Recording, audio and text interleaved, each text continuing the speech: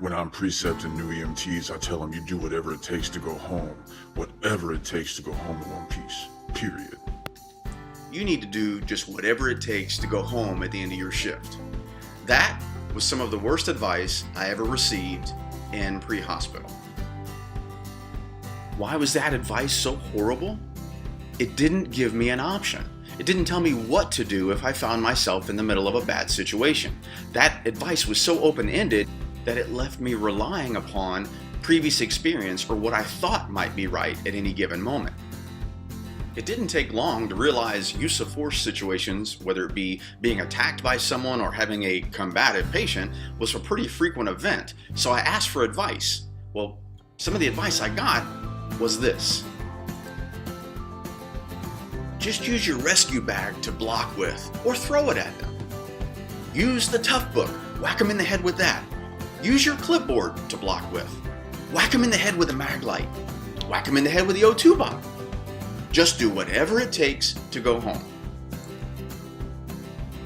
While you're in the middle of being punched in the face, you're wrestling with someone, you've been attacked by surprise, it is extremely difficult to access one of those tools. So let's take a look at what happens if a person tries to use some of the advice they've heard without that advice ever being tested. Hello everybody, it's Kip Teitsort here with my son Shawn. My 19-year-old stud's been doing martial arts for most of his life. And what we're going to do right now is try to debunk a couple of things for you. One of the big things across the country is everybody likes to say, and I shouldn't say everyone, we hear it everywhere we've ever been about people saying that they just whack someone when they have an O2 bottle. Well, here we're going to use a leg roller. It's actually just a fitness roller that you can use to help stretch your muscles and stuff like that. It probably only weighs about 2.5, maybe 3 pounds. So it's nowhere near the weight of an oxygen bottle. So we're going to let him use this really light tool, and he's got both hands connected. This is going to make sense here in just a little while. So with both hands are connected, I'm going to be acting like a patient, just like what we thought we would run into if we showed up on a scene. So we're going to change, and maybe we go from patient to be an attacker. I'm going to say at any point in time, if he thinks I'm going to attack him, he cracks me in the head. If not, I'm a regular patient, because remember that 18-year-old doper can do the same type of stuff towards us as that 80-year-old nursing home patient. So we always have to be careful about separating the difference between tactics and techniques. So if I'm just a patient and he is going to crack my skull if I act like an attacker. So if I'm here and I'm going, oh, my chest is killing. Remember now, if at any point in time well, I thought you were gonna see. That's a little bit more how it really goes out. Now, no, if I go to now, see, he's fast. His hands are down. He's holding this bottle here. Well, let's make it easier. Put it up here like this, and if I do it. But see, folks, do you see what I'm saying? Even if you had the O2 bottle loaded, all right, now I'm going to be here just like this. You can't move unless I move, because if I'm standing here going, oh, please don't. I thought you were going to hit me, okay?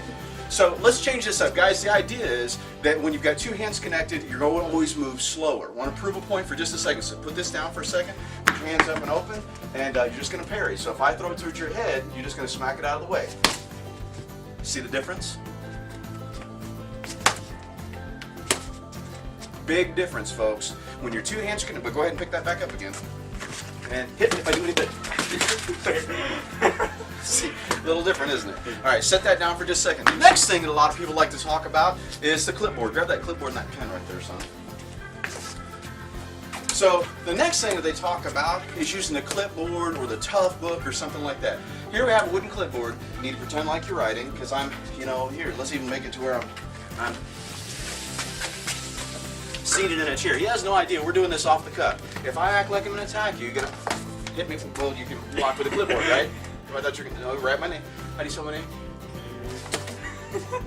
Okay. Folks, there's a big deal to this. Remember, you can block with this. All you got to do is block with it. No, son, you got to block with it. It's kind of hard, isn't it? Right? No. Write your full name. How do you spell your name? What's going to do there? Okay, so see, every time I can make contact. All right, we'll put the clipboard down. We'll set it back on there. Now the next thing that we hear a lot of is the rescue bag. Do me a favor, son, open that up and show them what's in there. So we're going to have to lift it up to the camera. We've only got this bag weighted to what? How much do you think that weighs? 6 or 7 pounds? Yeah, about 6. So if you look in here, there's just another green military duffel bag and a few, light gloves and some stuff like that. It's very light.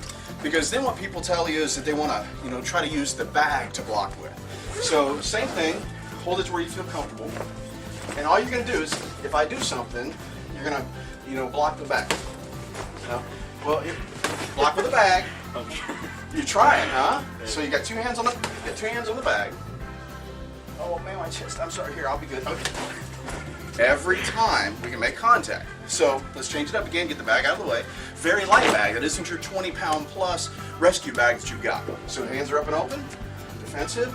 All you're gonna do. Let's go back up into here. So if I'm gonna do anything, you just hear it.